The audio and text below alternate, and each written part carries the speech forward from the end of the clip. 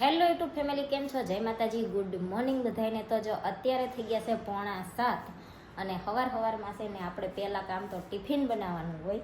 તો આપણે ટિફિનમાં બનાવી નાખ્યું છે કોબીનું શાક, રોટલી અને પાપડ શેકી નાખ્યા છે।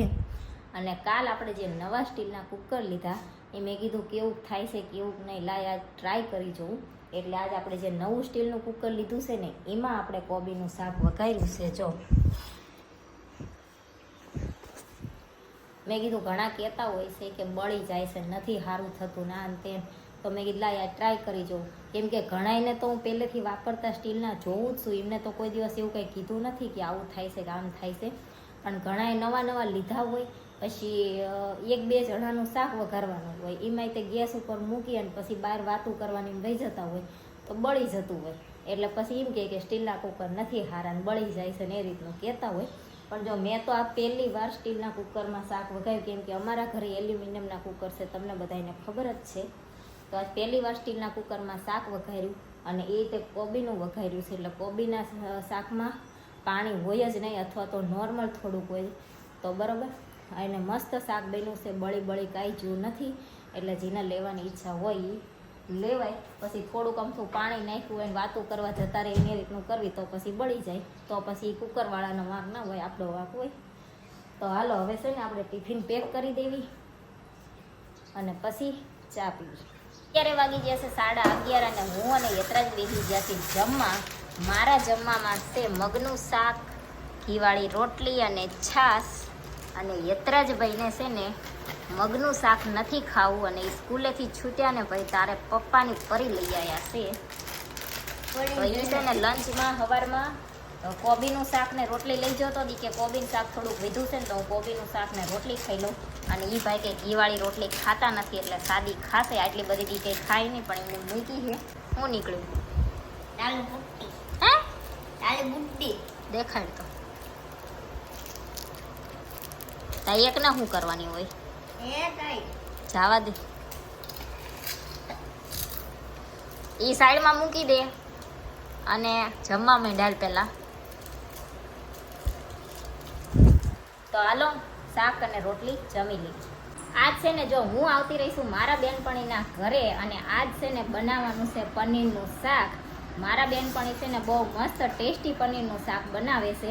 પનીરનું શાક એ બધાય અલગ અલગ રીતના જેને જેમ ફાવતું હોય એમ બનાવતા હોય, પણ આશાબેન બનાવે છે ને એ મસ્ત બનાવે છે અને અમને તો બહુ ભાવે છે। એટલે આજ છે ને એ જે રીતના બનાવે છે ને એની રેસીપી હું તમને આપીશ।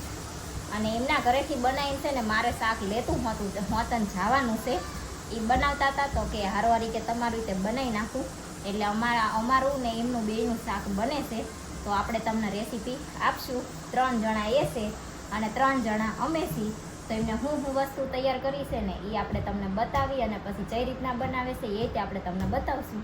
સૌથી પહેલાં તો છે ને જો આમાં એમને ખાંડ્યું છે લસણ, પછી છે ને ડુંગળી છીણી નાખી છે અને ટામેટા છીણી નાખ્યા છે, ધાણા સુધારી નાખ્યા છે। અને અત્યારે હું પનીર લઈને આવીને તો જો એ પનીર છીણે છે, કટકા નથી કરતા, આ રીતના છીણી નાખવાનું। જો સૌથી પહેલાં તો છે ને આટલું તેલ લીધું છે અને તેલ ગરમ કરવા મૂકી દીધું છે। અને પછી જો આદું છીણવાનું છે એટલે આદુને છાલ કાઢી લીધી છે। જો તેલ ગરમ થઈ ગયું ને એટલે સૌથી પહેલાં છે ને ડુંગળી છીણેલી આપણે નાખી દીધી છે।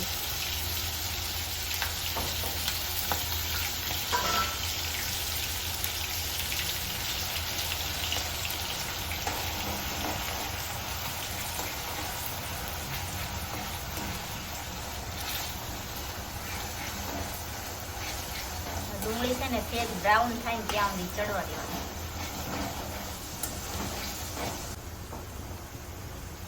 જો ડુંગળી છે ને થોડી બ્રાઉન થઈ જાય પછી છે ને લસણ ખાંડેલું આપણે નાખવાનું છે। અને અમારા યત્રાજભાઈને મેગી જેવી સુગંધ આવે છે।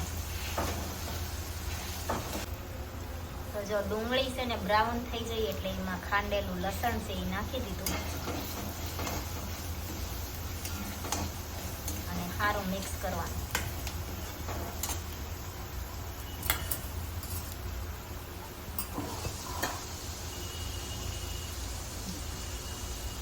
પછી આદુને છે ને છીણી નાખવાનું।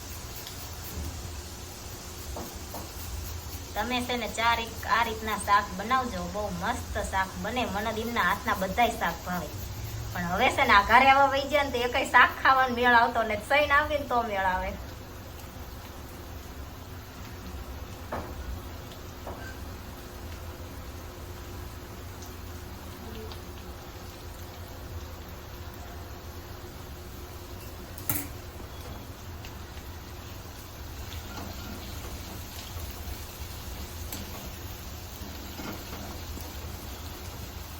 પછી ડુંગળી, આદુ અને લસણ બધું સારી રીતે મિક્સ થઈ જવા દેવાનું. મીડિયમ હું હળદર હતી જો પેલા છે ને નાખી દીધી છે હળદર, પછી મરચું. એમને તો ફૂલ તીખું ખાવા જોઈએ, પણ જયદીપ બહુ તીખું ના ખાઈ શકે ને એટલે એ મીડિયમ બનાવશે આજે. પછી બધા મસાલા કરી નાખવાના, મીઠું, મરચું, હળદર ને ધાણા જીરું, અને એમાં નાખી દેવાના ટામેટા છીણેલા. તમે ગ્રેવી કરો તોય ભલે.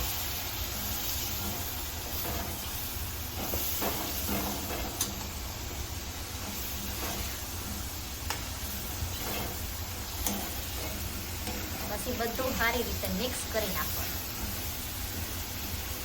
અને પછી તમારે જેટલું જોતું હોય એટલું પનીર તમે કટકા કરતા હોય તો કટકા, નહીતર જો આશાબેન તો છે ને છીણ કરીને નાખે છે, તો આ રીતના છીણી નાખવાનું.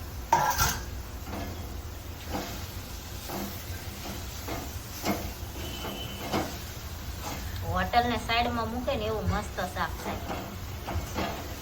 એટલે અમુકના હાથમાં જાદુ એવું હોય એમ.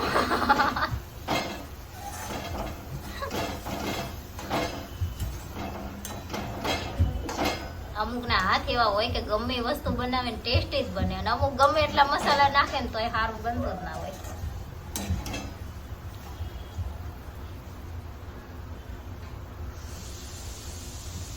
હવે પાણી બાણી કઈ નાખવાનું એમાં કશું નહીં.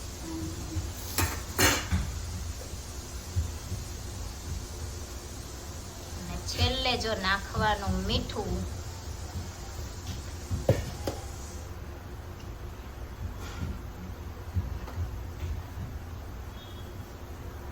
ધાણા જીરું માર જેમ વધારે પાવતું લાગે.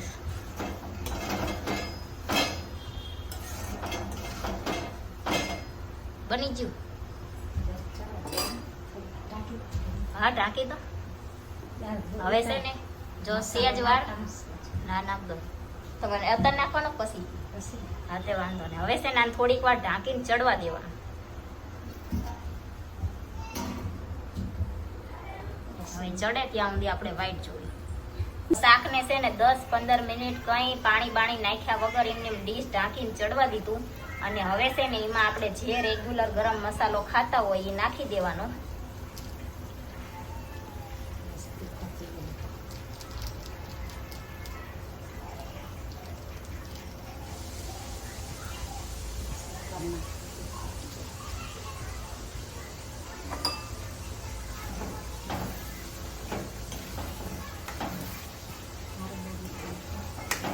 હવે ખાલી ધાણા જ નાખવાના.